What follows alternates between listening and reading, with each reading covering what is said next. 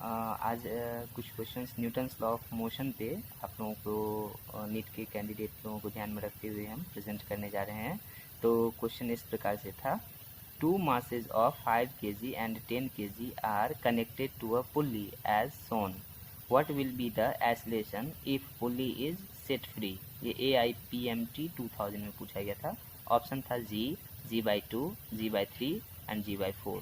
तो ये फिगर इस प्रकार से क्वेश्चन में दिया हुआ था कि ये पुली है, उसका एक थ्रेड से अटैच्ड है जो कि 5 kg का है और एक 10 kg का है। इसको हम लोग सोल्व कैसे करेंगे? पुली बनाए, ये 5 kg मास, ये 10 kg का मास है, स्ट्रिंग से ये कनेक्टेड है। तो स्ट्रिंग से जो कनेक्टेड है तो इधर एक फोर्स नीचे डाउनवर्ड्स की लगेगा 5g, और ऊपर जो है टेंशन इन स्ट्रिंग, यानी इसलिए इसको टी से डिनोट किया। सिमिलरली यहाँ भी 10g नीचे लगेगा और स्ट्रिंग पे जो टेंशन क्रिएट हुआ वो टी लिखे। तो हम लोग इसको लिख सकते हैं 10g, यानी 10g माइनस ये जो टेंशन स्ट्रिंग पे लगा वो t इक्वल्स टू 10a, यानी एक्सीलरेशन। इस तरह से 5 kg के लिए टेंशन यानी टी ऊपर वो अपवर्ड्स जो लग रहा है सो, माइनस 5g नीचे की ओर जो लग रहा है सो, इक्वल्स टू 5a। जब हम लोग इसको इक्वेशन फर्स्ट किए, इसको सेकेंड किए, फिर इस दोनों इक्वेशन को हम लोग सोल्व करेंगे। From equation first and second से देखते हैं, minus T plus 10g equals to 10a था, और ये t minus 5g equals to 5a था। तो ये कैंसिल आउट हो गया टी, तो 10g में से 5g माइनस किए 5g हुआ, इस दोनों को ऐड किए तो 15a हुआ।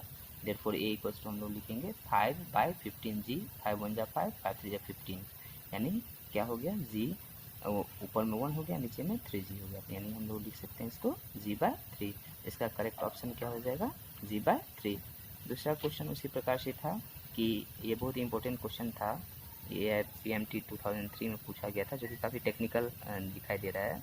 इसमें इस प्रकार से था क्वेश्चन कि a monkey of mass 20 kg, एक मंकी है जिसका मास 20 kg है, इज होल्डिंग अ वर्टिकल रोप, जो कि एक वर्टिकल रस्सी पकड़ के रुका हुआ है, विल नॉट ब्रेक, और वो रस्सी तब तक नहीं टूटेगा, when a mass of 25 kg is suspended from it, but will break if the mass exceeds 25 kg। लेकिन 25 kg से ज़्यादा यदि मास हो जाता है, उसी केस में वो ब्रेक करता है। तो पूछ रहा है what is the maximum acceleration, वो मैक्सिमम एक्सीलरेशन क्या होगा, it which the monkey can climb up along the rope, जिससे कि उस रोप को पकड़ के मंकी क्लाइंब कर सके। ये AIPMT 2003 में पूछा गया था। तो ये देखो इस प्रकार से था, ये फिगर बनाएंगे। तो ये एक मंकी है, जिसको मंकी को हम बनाए हैं, बहुत अच्छा दिख रहा है मंकी, जिसका मास 25 kg है। तो हम लोग देखेंगे इधर टी हुआ, इधर mg हुआ, तो यानी टेंशन ऊपर की ओर, थ्रेड की ओर, और ये mg नीचे डाउनवर्ड्स की ओर। T minus mg equals to क्या हो जाएगा ma, और टी जो मैक्सिमम होगा वो 250, ठीक है। अब हम लोग 250 में से mg को माइनस कर दें तो क्या मिलेगा, m इंटू ए, यानी मास इंटुलेशन, चूँकि ये फोर्स है, तो 250 माइनस mg कितना हो गया 200, इक्वल्स टू m इंटू ए। 250 में से 200 माइनस करेंगे कितना हुआ है 50, equals to m into A. Therefore a equals to कितना हो जाएगा 50/m। m कितना था 20 kg था, इसलिए m की जगह हम क्या लिखे 20 किए, ये 0 से 0 कैंसिल, 5/2 हुआ, 5 को 2 से डिवाइड करेंगे 2.5 metre per second square acceleration हो जाएगा। फिर एक क्वेश्चन पूछा था, a person is standing in an elevator in which situation he find his weightless. ये 2005 एम्स 2005 में ये क्वेश्चन पूछा गया था कि एक पर्सन है जो कि स्टैंडिंग यानी खड़ा है एलिवेटर में, किस सिचुएशन में वो अपने आप को वेटलेस फील करेगा।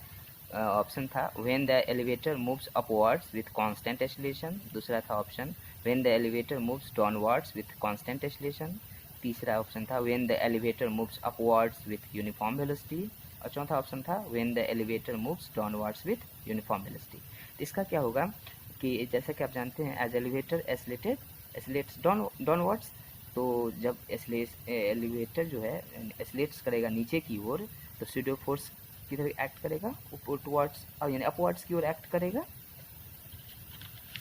नेक्स्ट क्वेश्चन पूछा जो गया था वो इस प्रकार से था, ये AIPMT 2006 में पूछा गया था कि 0.5 kg ball moving with a speed of 12 metre per second, एक 0.5 kg बॉल है जो 12 मीटर पर सेकेंड के स्पीड से वो मूव कर रहा है, और स्ट्राइक्स ए हार्ड वॉल, जो कि एक वॉल पे स्ट्राइक करता है at an angle of 30 degree, कितने डिग्री बनाते हुए 30 degree with the wall, wall के साथ वो बॉल 30 डिग्री एंगल बनाता है। फिर पूछ रहा है it is reflected with the same speed, उसी स्पीड से वो रिफ्लेक्ट बैक होता है, and the same angle, angle भी सेम है। तो फिर if the wall is in contact with the wall, अगर ये बॉल जो है वो कॉन्टैक्ट करता है वॉल के साथ कितना सेकंड के लिए, 0.25 सेकंड के लिए, तो पूछ रहा है the average force acting on the wall is, wall पे एवरेज फोर्स कितना एक्ट किया, ये AIPMT 2006 में पूछा गया था। ऑप्शन था 48 न्यूटन, 24 न्यूटन, 12 न्यूटन और 96 न्यूटन। तो ये देखेंगे ये वॉल बनाए, एक बॉल को स्ट्राइक की वॉल पे कितना एंगल बनाते हुए 30 डिग्री, और वो बॉल जो था वो रिफ्लेक्ट बैक किया सेम एंगल बनाते हुए, नहीं 30 डिग्री बनाते हुए रिफ्लेक्ट किया है।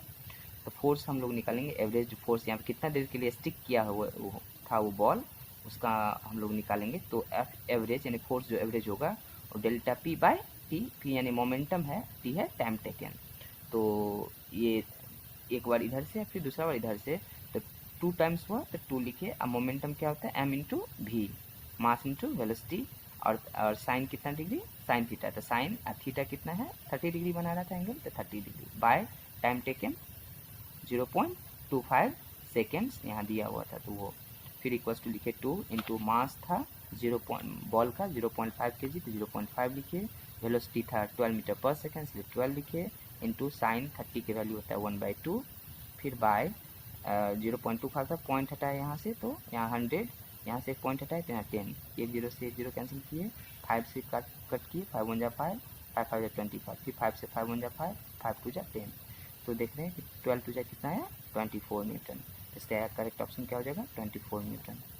नेक्स्ट क्वेश्चन पूछा था ये नीट 2018 में, इसमें क्वेश्चन क्या था कि a block of mass m, एक ब्लॉक है मास का m नाम का, is placed on a smooth, जो एक स्मूथ सरफेस पे रखा हुआ है, inclined wedge ABC of inclination theta, और उसका इंक्लाइनेशन एंगल कितना है थीटा है, जो कि फिगर में दिखाया गया है, ये देखिए। तो the ways is given an acceleration A towards, इस वेज को जो एक्सेलरेशन दिया जा रहा है A की ओर, तो फिर पूछ रहा है कि towards the right the relation between A and theta, A और थीटा के बीच में क्या रिलेशन होगा for the block to remain stationary है, किस चीज़ के लिए कि ब्लॉक स्टेशनरी रह सके ऑन द वेज, ये नीट 2018 में पूछा गया था।